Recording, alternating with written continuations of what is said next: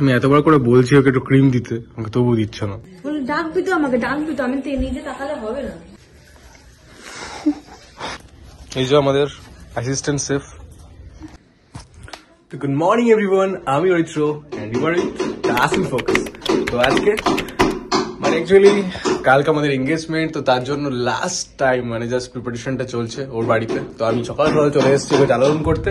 তো চলো ওকে কেউ জ্বালাতনের মুহূর্ত তোমায় শেয়ার করবো আজকে।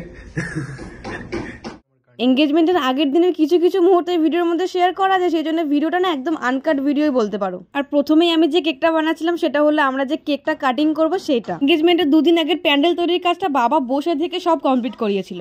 একদিকে চলছিল ডেকোরেশনের কাজ আর একদিকে চলছিল 80-90 জনের কেক বানানো। অরিত্র না আসলে তো দুদিকটা দেখা আমার পক্ষে সম্ভবই ছিল না। আমি এতবার করে বলছি ওকে একটু ক্রিম দিতে, আমাকে তবুও দিচ্ছে না।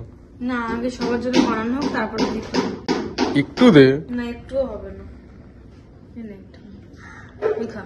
এইটুকু এইটুকুই খা, আর দেবো না। সবার জন্য বানানো হচ্ছে। কালকে এঙ্গেজমেন্ট, তার আগেই এইটুকু দিচ্ছে আমাকে খেতে। ওটুকুই খা।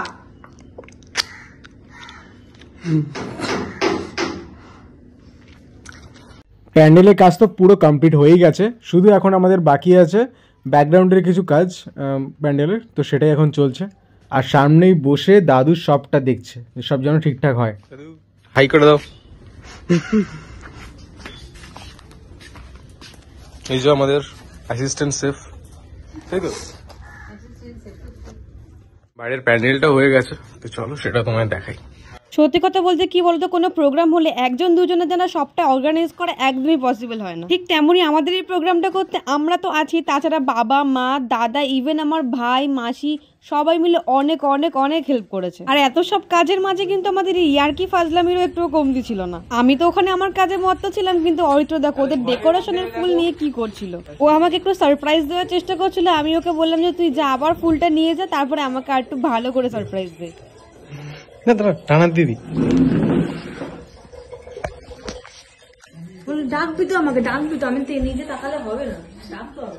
আর সেই জন্য দেখো ও আবার প্রথম থেকে রিটেক নেওয়া শুরু করে। মানে দুজনে মিলে যে আমরা সেদিনকে কি করছিলাম কোনো ঠিক ঠিকানাই ছিল না।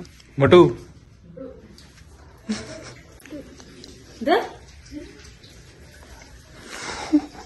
अरे ओदेर चले एक काम कर 200 रुपए दे और 50 रुपए काट ओवर एक्टिंग की वजह से।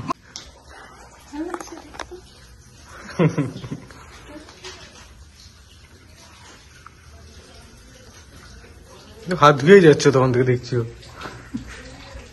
কাজের লোক নতুন হায়ার করা হয়েছে, আমাদের কাজের লোক নতুন হায়ার করা হয়েছে। Hello guys, welcome back to my new blog. তারপরে মাছগুলোকে দেখা, পোষা মাছ, মাছের জল পরিষ্কার কর মাছটা। সবাই এসে কালকে তোর মাছগুলো যদি মাছ হচ্ছে উল্টো মাছ, উল্টো মাছের মতো ফালতু মাছ আর হয় না। মাছটা কোথায়? মাছ কাটায় আমি স্বাধীন করে দিই মাছকে। ও মরে যাবে, স্বাধীন হলে মরে যাবে। পরাধীন কেন, ও মরে যাবে একেবারে। শ্বাস নিতে বাড়িতে কোনো অনুষ্ঠান হলে বাড়ি ঘরে কি অবস্থা হতে পারে তোমরা জাস্ট এটা না দেখলে বুঝতে পারবে না।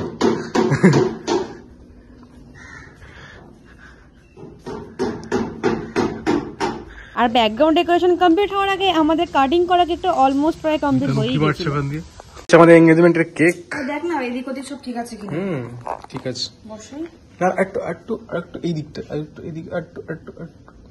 তাহলে কেক বানাস তুই, বলবি আবার আমাকে, তুই আমার কথা শুনে শুরু করবি, কিন্তু তুই বানাস। ঢুকিয়ে দেবো এটা পুরো নিচে অব্দি, পুরো ঢুকিয়ে দেবো নিচে। এই যে হয়ে গেছিল আমাদের এঙ্গেজমেন্টের 2 টায়ারের কেকের বেসটা একদম রেডি। আর তারপরে দেখো ব্যাকগ্রাউন্ড ডেকোরেশনটাও প্রায় হয়েই গেছিল, অনেকটা গেট, এই যে ছিল আমাদের গেট। আর তারপরে দেখো ব্যাকগ্রাউন্ডের ওই ডেকোরেশনটা প্রায় কমপ্লিট হয়েই গেছিল, আর স্টেজটা একটু লাগানো বাকি ছিল। আসছি আবার এঙ্গেজমেন্টের দিনের ভিডিও নিয়ে। তো আজকের মতন এই পর্যন্ত, টাটা।